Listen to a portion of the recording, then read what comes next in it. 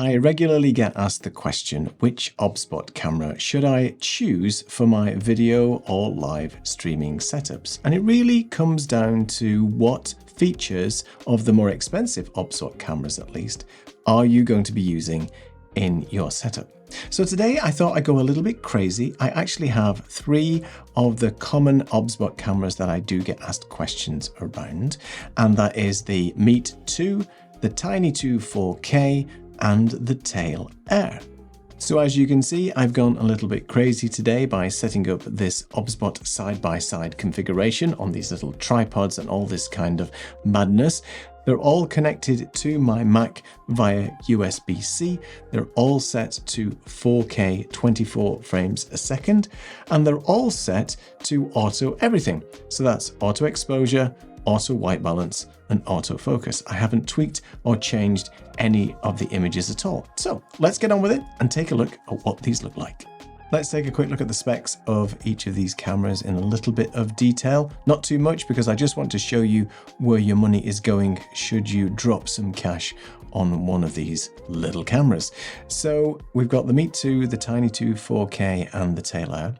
Full disclosure, there is a Tiny 2 Lite that OBSBOT make, which is slightly cheaper than the Tiny 2 4K. From what I've seen in terms of the reviews, the quality of the video is just as good as the Tiny 2 4K. There's some marginal differences, but if you're just looking at a basic camera to get you up and running, then maybe the Tiny 2 Lite is what you're looking for. But let's start with the Meet 2. The Meet 2 is a really good camera, as you'll see in a second.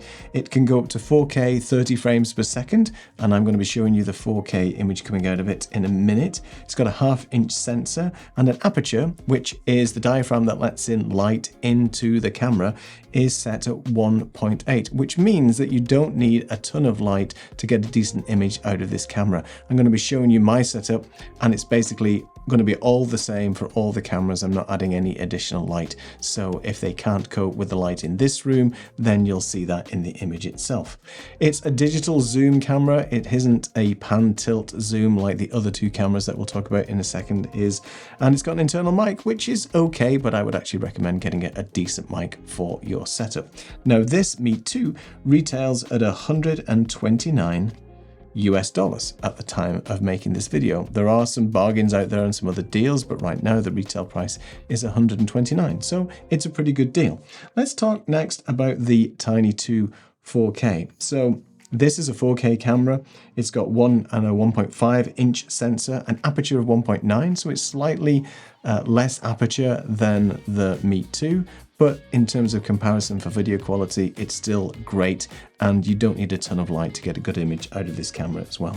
The main difference between this camera and the Meet 2 is that it is a pan tilt zoom, which means it has a pan tilt zoom axis, which means it's got follow me mode and things like that. I've shown you that in a previous video, link in the description and up here if you want to look at it. So that's one of the main differences between the Tiny 2 4K and the Meet 2.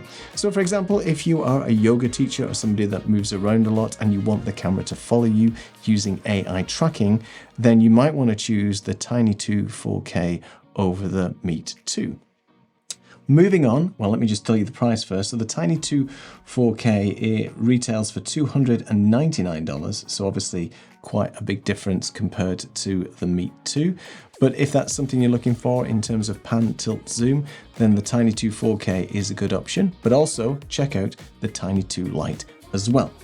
And finally, moving on to the bad boy, the Tail Air. Now the Tail Air has a lot of different configuration options in it. To start off with, it can connect via USB-C, HDMI, NDI, which is network connectivity. It's also Wi-Fi. It has Bluetooth built in. It has 4K 30 frames a second, as it says here, a 1/1.8-inch sensor, an aperture of 1.8. A 4x digital zoom. It's not an optical zoom, but it is going to zoom in if you want it to do that 4 times optically. It's still got the same pan tilt zoom axis as the Tiny 2 4K has as well. But the other things it has is a built-in battery, a micro SD card slot, so you can actually record internally to this camera. You don't actually have to connect it to a computer for it to record. So from mobile or remote type of recording, then it's a great option if that's what you want to do. It's got an internal battery, as I said, and 90 minutes battery life. So it's a significant upgrade in terms of capability and connectivity from the Tiny 2 4K. But with that does come the price tag of $499 US. So that's how much this camera is in comparison to the other two. But you do get a lot more for your money with all that connectivity as well. And if you are looking to connect your cameras over the network, then the Tail Air is the choice for you. All right, so those are the specs. I'll link the description below to all the product specs to the OBSBOT website so you can look at them in your own leisure. But now let's take a look at the video quality of these cameras to show you what they look like.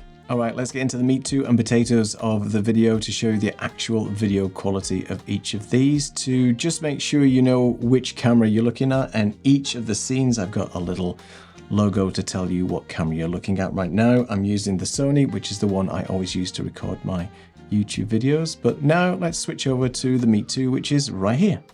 There it is. So this little guy, the Meet 2, is the cheapest camera in the list, and straight out of the box using auto everything, I think the image looks really nice indeed. It's a no frills camera. It's absolutely tiny. It's great for taking out and about with you in terms of portability. It has some AI tracking built in, but it's all digital tracking, similar to what you would see on your iPhone. I'm not going to demonstrate any of that today. This is purely a side-by-side comparison of video quality straight out of the box. Also, if you want to show products and things like that, if you're doing those types of reviews, then you can hold this up straight to the camera. As you can see, it snaps to focus pretty quickly. Moving away, snap again.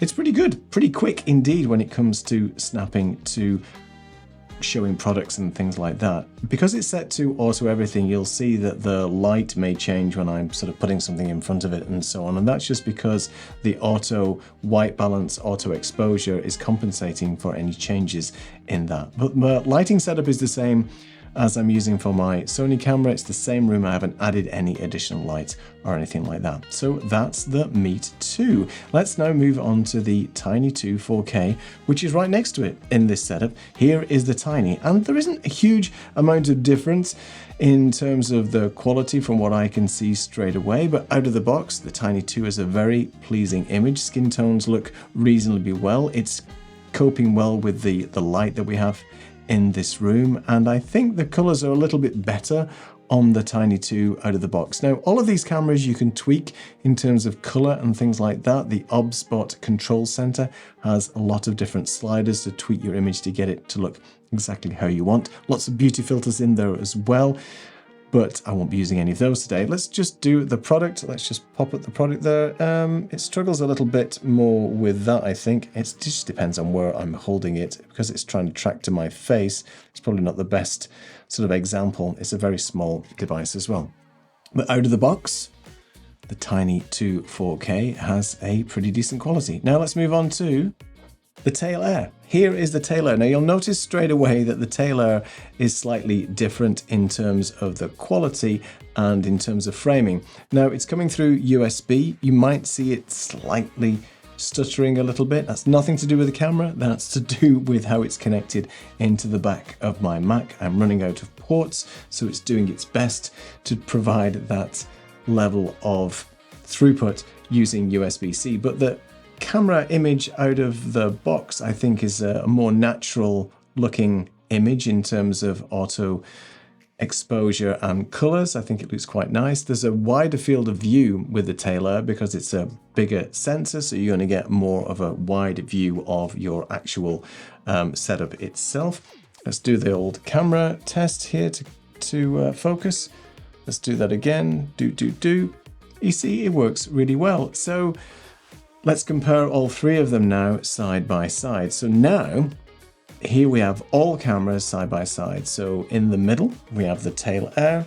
To your left is the Meet 2, and to your right is the Tiny 4K. So out of the box, you can see the image. Now, the only thing I've done with the Tail Air is zoomed in a little bit on Ecamm, just so you can see that my face is almost the same size across each of the frames. I didn't want it to be disproportionate. I just wanted to show you the quality of these cameras all side by side. So I'd be interested to know what you think.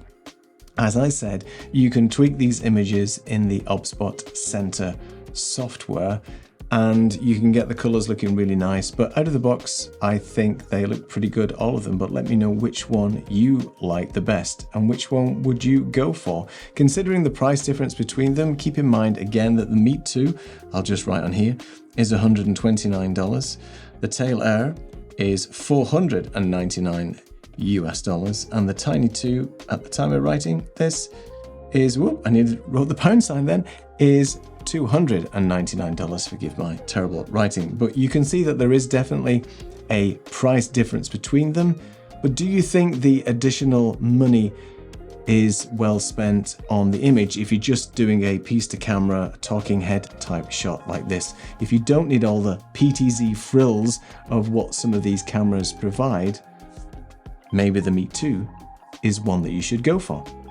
So what do you think of the video quality coming out of these three cameras? I am quite impressed with all of them, but it also depends on what you're looking for. As I mentioned, if you are wanting a camera to follow you around the room, if you're doing yoga or something like that, or cookery, then a PTZ camera like the UBSBOT Tiny 2 Lite or the Tiny 2 4K that you've seen here may be the choice from UBSBOT for you. But for me, the quality coming out of the Meet 2 is exceptional. For the money, $129 gets you a really small, dedicated little webcam with exceptional 4K quality straight out of the box. It is literally plug and play. Plug in the USB-C connector and boom, you are ready to level up your live streams, video conference calls, in fact, any type of talking headshot that we're doing right now. If you want to know more about UBSBOT cameras, specifically using them with Stream Deck, some more of the features specifically around the Tail Air and the Tiny 2 4K, then click on this video here